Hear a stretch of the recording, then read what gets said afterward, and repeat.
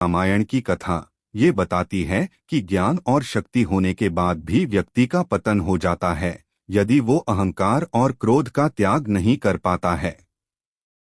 रामायण की कथा बताती है कि जब रावण के अत्याचारों से 3 लोकों की शांति भंग हो गई और लोग परेशान होने लगे, तब भगवान विष्णु ने श्री राम के रूप में 7वां अवतार लिया। रावण के बारे में शास्त्रों में वर्णन मिलता है कि वो बहुत ही ज्ञान था, लेकिन साथ साथ अभिमानी भी था। उसे अपनी शक्ति पर भी अपार अभिमान था। उसे किसी भी प्रकार के अत्याचार को करने में दुख नहीं होता था।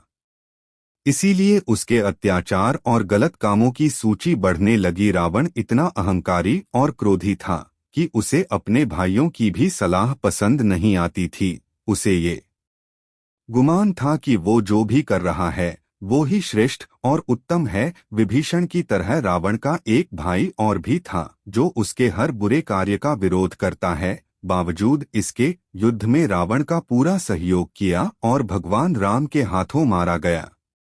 कुंभकर्ण कितने दिन सोता है? कुंभकर्ण रावण का भाई था। पौराणिक कथा के अनुसार कुंभकर्ण ने ब्रह्मा जी को प्रसन्न करने के लिए घोर तपस्या की, लेकिन जब वरदान देने का अवसर आया तो माता सरस्वती उसके जीभ पर बैठ गईं, जिसके कारण उसकी जबान लड़खड़ा गई और उसने इंद्रासन की बजाय निद्रासन मांग लिया। बाद में उसे अपनी गलत का एहसास हुआ तो रावण के कहने पर ब्रह्मा जी ने उसे 6 माह तक सोने का वरदान दे दिया, लेकिन साथ ही ब्रह्मा जी ने ये चेतावनी भी दी कि इसके बाद केवल 1 दिन के लिए उठेगा, लेकिन इससे पहले यदि कुंभकर्ण उठेगा तो उसकी मृत्यु हो जाएगी।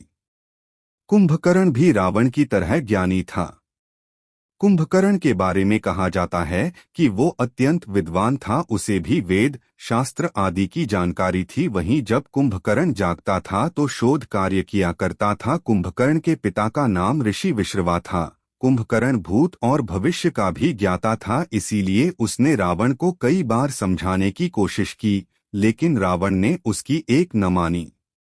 कुंभकर्ण कैसे मरता है? कुंभकर्ण को जब ये ज्ञात हुआ कि रावण माता सीता को हर लाया है और अशोक वाटिका में रखा हुआ है, तो उसने रावण के इस कृत्य का विरोध किया। कथाओं के अनुसार कुंभकर्ण मर्यादा और रिश्तों को निभाने वाला राक्षस था, इसलिए उसने रावण से कहा कि मैं जानकर भी अधर्म का साथ दे रहा हूँ, क्योंकि मुझे भाई का साथ देने के लिए कहा गया है, लेकिन जो किया है उसे किसी भी सूरत में सही नहीं कहा जा सकता है। इसके बाद कुंभकर्ण रावण की तरफ से भगवान राम की सेना पर टूट पड़ता है। कुंभकर्ण वानर सेना को तहस-नहस कर देता है। वानर सेना में खलबली मच जाती है और अंत में स्वयं भगवान राम कुंभकर्ण से युद्ध करने के लिए आना पड़ता है। युद्ध में भगवान राम के हाथों उसका वध होता है। कुंभकर्ण इस बात को भी जानता था कि श्री राम भगवान विष्णु के अवतार हैं।